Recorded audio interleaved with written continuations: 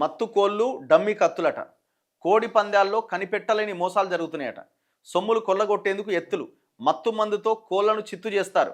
జోడీ పందాల్లో లాఘవంగా డబ్బు లాగేస్తారు. జాగ్రత్తగా ఉండకపోతే జేబులు గుల్లనేనట. ఇదేంది మన కోడి పందాలకు సంబంధించి దాంట్లో కూడా కుట్రలు కుతంత్రాలు జరుగుతాయట. సో జాగ్రత్తగా ఉండాలని చెప్తున్నారు. లేకపోతే మీ పైసలు మీ జేబులు ఖాళీ అయితే కనిపెట్టలేని మోసాలు ఉంటాయట. ఇక జూదం అంటేనే మోసం. మహాభారత కాలం నుంచి అదే జరుగుతోంది. కోడి పందాలైనా, పేకాటైనా, గుండాటైనా, గ్యాంబ్లింగ్ గేమ్ అయినా చివరకు మిగిలేది జేబుకు చిల్లే. మన రాష్ట్రంలో సంక్రాంతి వచ్చిందంటే జూదగాళ్లకు హుషారు వస్తుంది. బరిలో కోడి కాలు దువ్వుతుంటే ఆస్తులు పనంగా పెట్టడానికి పందెం రాయిలు సిద్ధమవుతారు. పౌరుషంగా పందాల మీద పందాలు కాస్తారు. ఇదే మోసగాళ్లకు కావాల్సింది. వెంటనే బరిలోకి దిగిపోతారు. తిమ్మిని బమ్మిని చేస్తారు. గెలిచే కోడి ఓడిపోతుంది అనుకున్న కోడి గెలిచేస్తుంది. కోట్లు చేతులు మారిపోతూ ఉంటాయి. జీవితాలు తారుమారైపోతాయి. ఈ ఏడాది సంక్రాంతికి కోస్తా జిల్లాలో కోడి పందాల బరులు సిద్ధమవుతున్నాయి. పల్లెల్లో కొన్ని చోట్ల ఇప్పటికే కోళ్లు కాలు దువ్వుతున్నాయి. పందెం రాయిలు కూడా క్యాష్ రెడీ చేసుకుంటున్నారు. ఉమ్మడి పశ్చిమ గోదావరి జిల్లాలో హోరాహోరీగా సాగే ఈ కోడి పందాల్లో కోట్ల రూపాయలు చేతులు మారుతాయి. ఈ పందాల్లో సాధారణ జనం జేబులు ఖాళీ చేసుకోవడం మినహా సంపాదించేవారు చాలా తక్కువ.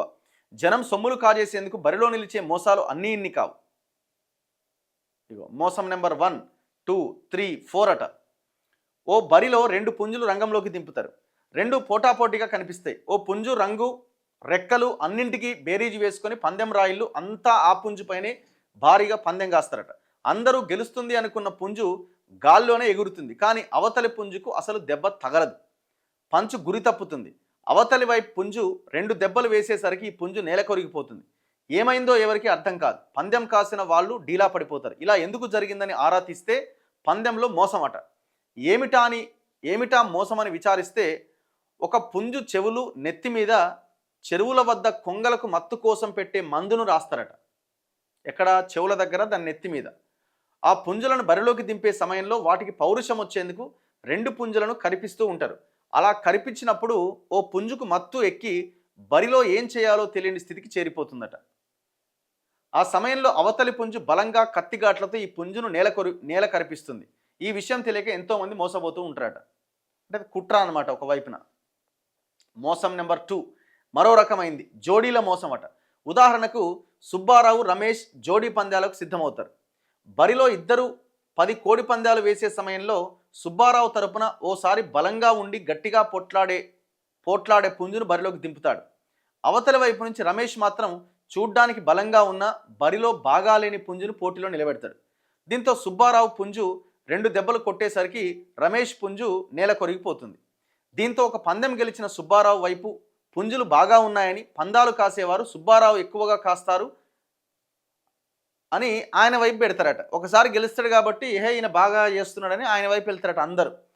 అయితే రెండోసారి వచ్చేసరికి సీన్ రివర్స్ అయిద్దట. సుబ్బారావు పుంజు బలంగా కనిపించిన చురుకుదనం లేక చతికిల పడుతుంది. ఈసారి రమేష్ పుంజు గెలుస్తుంది. ఇది మధ్యలో పందాలు కాసే వారిని మోసం చేయడమే.